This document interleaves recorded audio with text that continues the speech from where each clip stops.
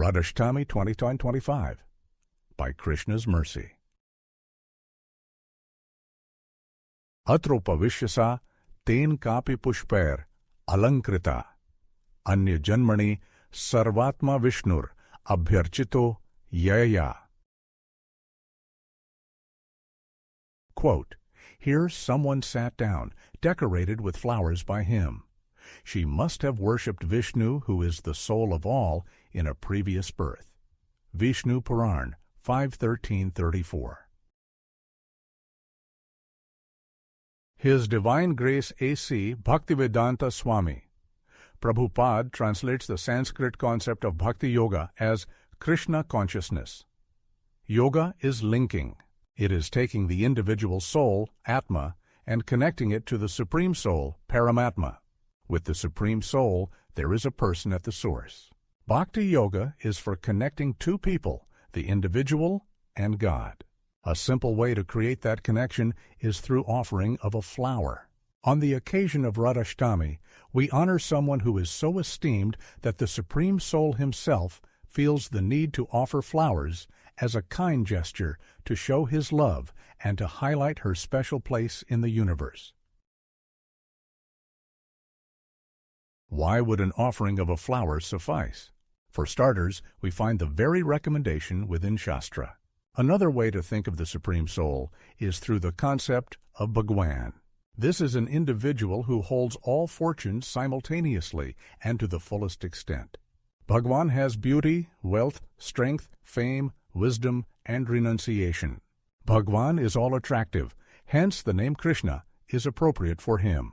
Bhagwan, the individual, as Krishna, says that a flower offering made with devotion will be accepted.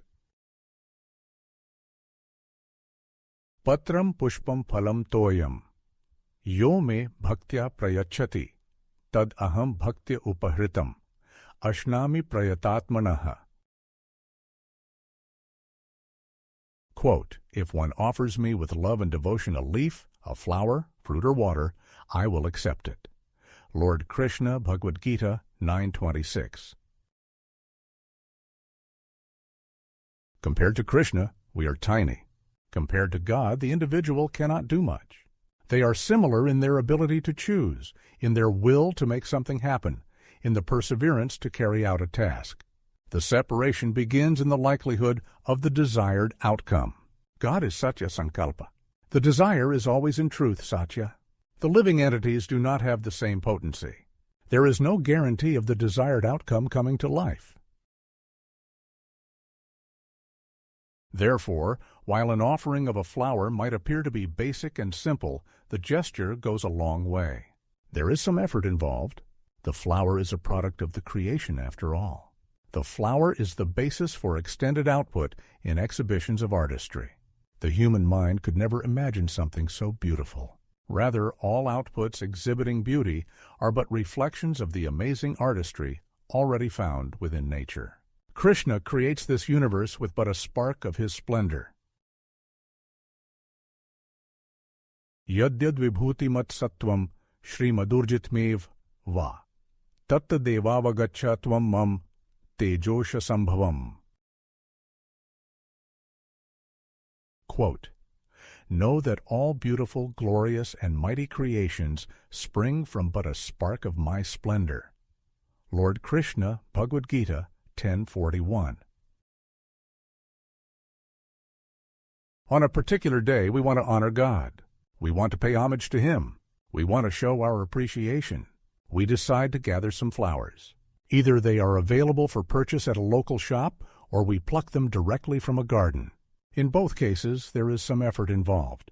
We then place the flowers together, holding everything together with a string.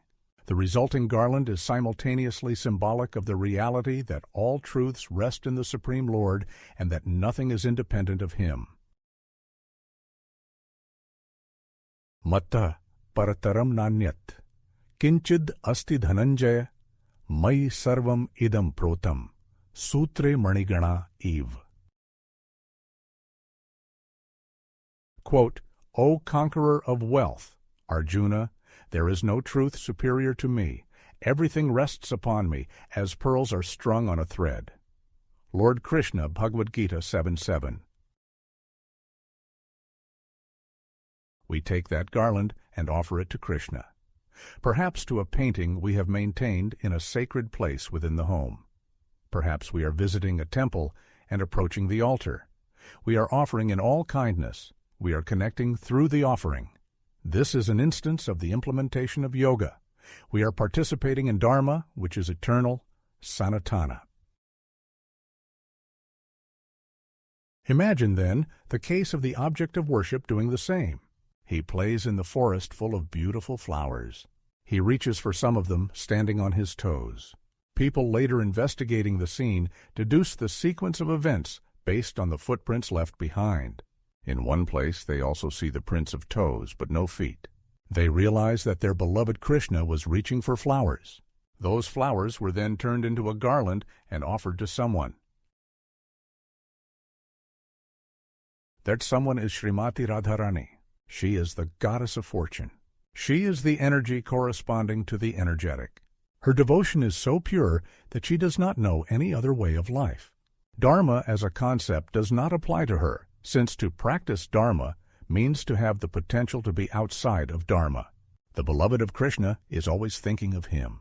She has all beautiful features, and she attracts Krishna with her love. The people who arrive on the scene and realize the special place of Radharani rationalize the interaction by considering past deeds. The girl must have worshipped Vishnu in a previous life. There is no other explanation. Vishnu is another way to visualize God.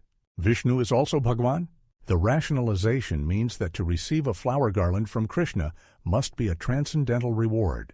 It cannot be compared to taking birth in a wealthy family or receiving some other opulence of temporary significance. To receive that garland is everything, and so Srimati Radharani must be the most extraordinary person. In closing, most extraordinary to be, since reaching was he, for flowers to pluck, by toe prints struck, that for one girl giving, perhaps from previous living, and by worship of Vishnu steady, for such honor ready.